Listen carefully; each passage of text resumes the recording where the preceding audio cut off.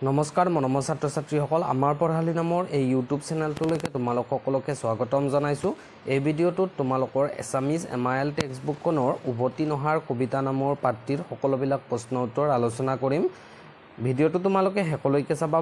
যদি ভাল পোৱা তেন্তে লাইক কৰিবা, কমেণ্ট কৰিবা, শ্বেয়াৰ কৰিবা আৰু যদিহে কৰা নাই তেন্তে চেনেলটো ছাবস্ক্ৰাইব কৰি ৰাখিবা। বলাচোন এতিয়া আমি প্ৰশ্ন উত্তৰসমূহ আলোচনা কৰোঁ আহা। তোমালোকক ক নম্বৰত অতি চমু প্ৰশ্ন দিয়া আছে আৰু প্ৰতিটো প্ৰশ্নৰ মূল্যাংক হৈছে 1। ঠিক আছে, তাৰ 1 নম্বৰ প্ৰশ্নটো হৈছে যে উভতি নহাৰ কবিতা পাঠটি ক'ৰ পৰা সংগ্ৰহ কৰা হৈছে আৰু উত্তৰটো তোমালোকৰ কি হ'ব যে উভতি নহাৰ কবিতাটি দলঙত তামিঘৰা নামৰ কাব্য সংকলনখনৰ পৰা পাঠ্যপুথিত সন্নিৱিষ্ট কৰা হৈছে, এনেদৰে লিখি দিবা। ঠিক আছে, তাৰপিছত 2 নম্বৰ যিটো প্ৰশ্ন সেইটো হৈছে যে কোনখন পুথিৰ বাবে নৱকান্ত বৰুৱাই সাহিত্য অকাডেমী বঁটা লাভ কৰিছিল আৰু ইয়াৰ উত্তৰটো চাবা তোমালোকে। ককাদেউতাৰ হাড় নামৰ উপন্যাসখনৰ বাবে নৱকান্ত বৰুৱাই সাহিত্য অকাডেমী বঁটা লাভ কৰিছিল। ঠিক আছে, তাৰ পিছৰটো চাইছোঁ আমি। পিছৰটো হৈছে যে ৰোমান্টিক কবিতা আৰু আধুনিক কবিতাৰ এটি পাৰ্থক্য লিখা। ঠিক আছে, এতিয়া উত্তৰটো হৈছে ৰোমান্টিক ভাৱধাৰাৰ কবিসকলে পুনৰ জন্মত বিশ্বাস কৰে কিন্তু আধুনিক ভাৱধাৰাৰ কবিসকলে পুনৰ জন্মত বিশ্বাস নকৰে।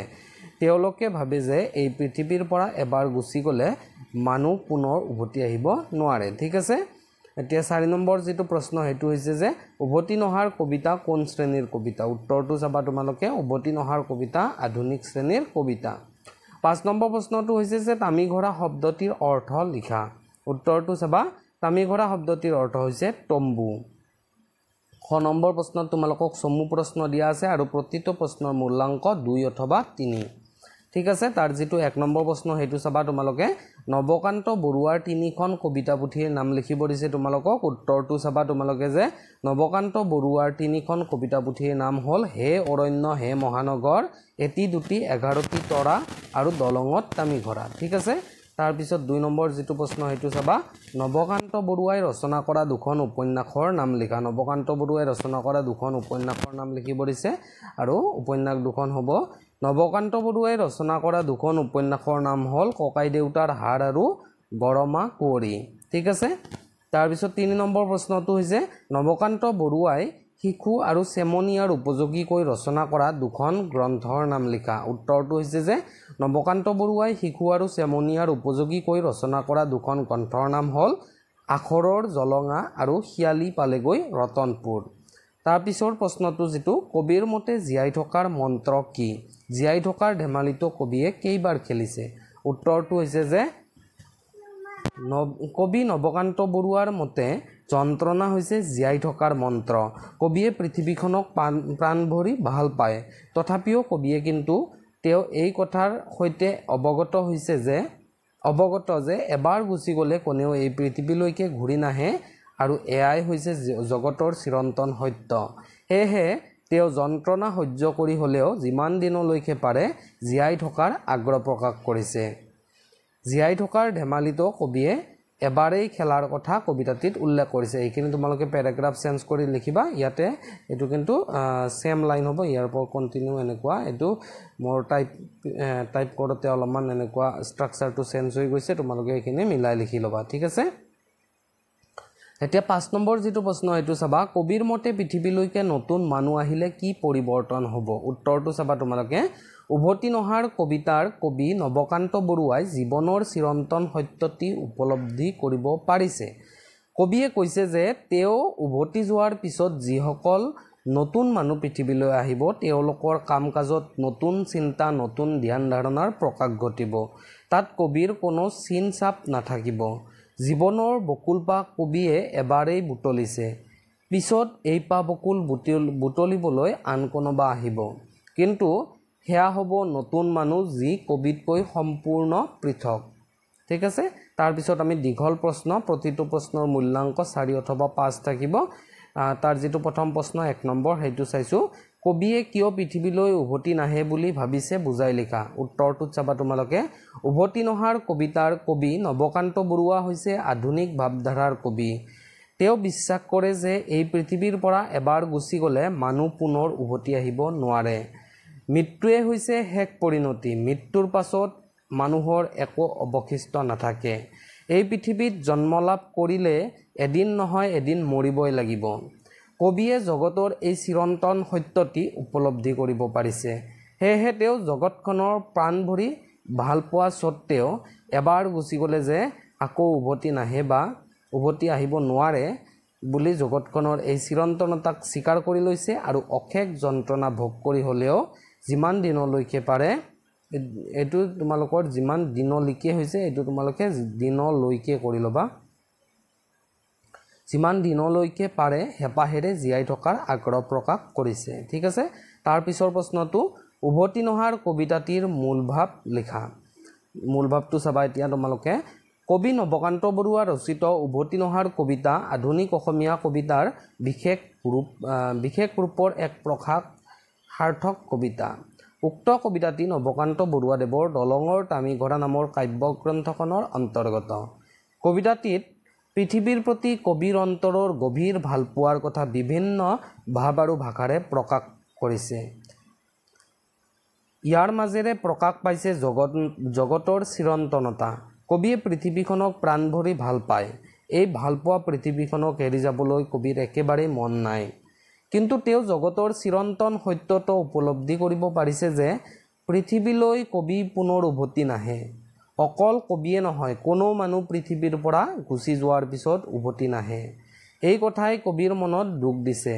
সেয়েহে কবিয়ে যন্ত্ৰণাকে জীৱনৰ মন্ত্ৰ হিচাপে লৈ জীয়াই থকাৰ চেষ্টা কৰিছে। অৱশ্যে কবিয়ে কৈছে যে তেওঁ গুচি গ'লেও এই ভাল লগা পৃথিৱীখন ভৰাই ৰাখি নতুন জীৱনৰ পাতনি মেলিবলৈ আৰু বহুজন আহিব। কবি উভতি যোৱাৰ পিছত যিসকল নতুন মানুহ পৃথিৱীলৈ আহিব তেওঁলোকৰ কাম কাজত থাকিব নতুন চিন্তা, নতুন ধ্যান ধাৰণা। পিছে তেওঁলোকৰ সেই নতুন দিনৰ পৃথিৱীত কবিৰ কোনো চিন-চাপ নাথাকিব। এনেদৰে গভীৰ দুখ বুকুত লৈও কবিয়ে তেওঁৰ ক্ষুদ্ৰ জীৱন্ত ভাল লগা পৃথিৱীখনৰ বুকুত উপভোগ্য কৰি তুলিব বিচাৰিছে আৰু কৈছে যে গুচি যাবৰ সময়তো পৃথিৱীৰ প্ৰতি তেওঁৰ অন্তৰত গভীৰ ভালপোৱা থাকি যাব। এয়ে চমুকৈ কবিতাটিৰ মূল ভাৱ। এইখিনিলৈকে তোমালোকে লিখি দিবা। ঠিক আছে, তাৰপিছত 3 নম্বৰ যিটো প্ৰশ্ন সেইটো চাবা। কবিয়ে নতুন দিনত তেওঁৰ একো চিন নাথাকিব বুলি কিয় ভাবিছে বুজাই লিখা।